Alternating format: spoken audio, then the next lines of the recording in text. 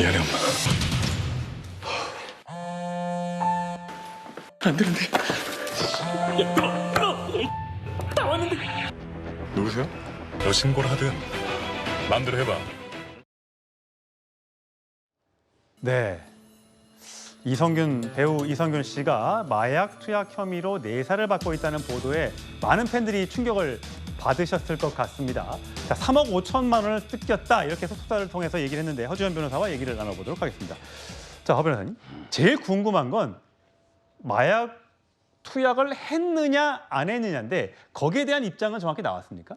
그 부분에 대해서는 정확한 입장이 나오지 않았습니다. 좀 더 구체적으로 말씀드리면 사실관계를 확인 중이라는 소속사의 공식 입장이 있었고요. 예. 결국에는 투약 여부에 대해서는 긍정도 부정도 하지 않은 상황이죠. 그런데 이 공식 입장문에서 더 주목할 만한 점은 그 부분에 대해서는 긍정도 부정도 하지 않은 상황이면서 이 관련자에 대해서 얘기를 했는데요. 관련자가 이 이성균 배우를 공갈 협박했다. 그런데 그 공갈 협박한 사유에 대해서는 또 나오지 않았고요.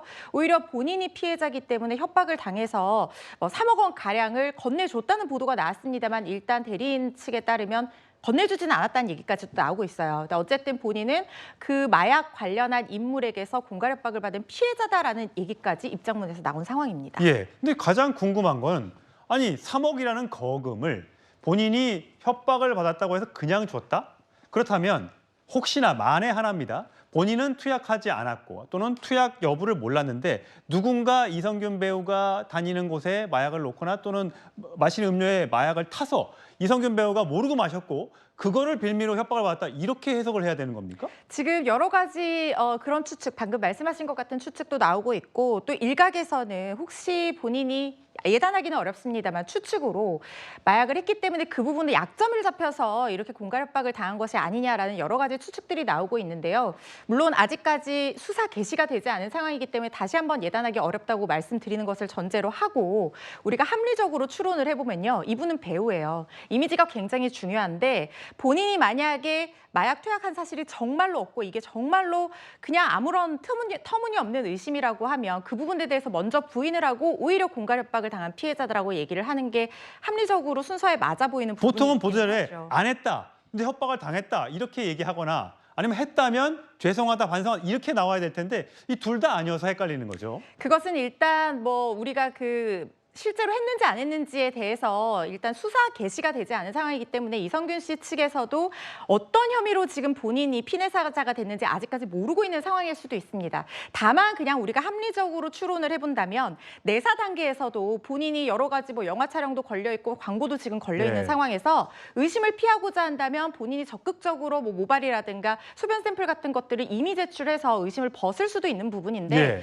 그런 적극적인 어떤 얘기를 했다는 것에 대해서는 아직까지 나오지 않고 있고 이 부분 사실관계는 확인 중인데 오히려 피해자다라고 얘기를 하고 있기 때문에 이 부분에 대해서 공갈 협박의 원인이 마약 투약이 아닌 것에 대한 아닌가 하는 의심을 키워가고 있는 상황입니다. 예, 제가 지금 새로 나온 내용을 밑에 자막으로 보여드리고 있는데 마약 유통 유흥업소 종업원의 송금 내역, 송금을 한 3억 원을 송금한 내역이 발견이 됐고요.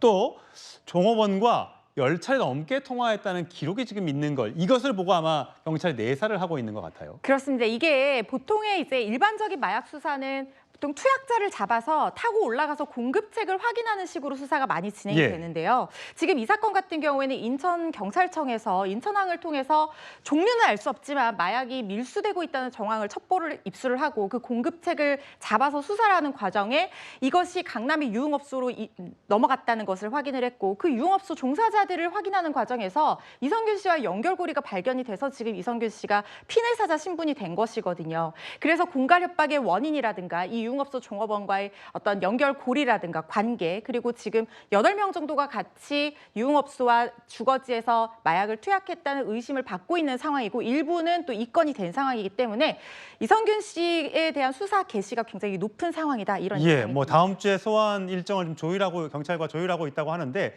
문제는 영화도 지금 찍은 게 있고 찍어야 될 것도 있고 또 광고도 같이 또 부인과 함께 찍은 또 교육 광고도 있고 그래서 광고 시장과 영화 시장이 굉장히 지금 크게 흔들리고 있다는 얘기가 나옵니다. 지금 연예계 초비상에 걸렸습니다. 사실 이성균 씨가 이런 혐의를 다 벗는다고 하더라도 지금 이 관계자들로서는 당장 홍보 일정도 해야 되고 개봉 일정도 잡고 드라마 촬영도 해야 되는데 이거를 어떻게 할 수가 없는 상황인 거예요. 그리고 이런 것과 연루됐다는 것 자체만으로도 이미지 타격이 불가피한 상황이기 때문에 만약에 혐의가 확인이 된다고 하면 이 부분은 거액의 손해배상 청구로도 이어질 수 있는 부분이거든요.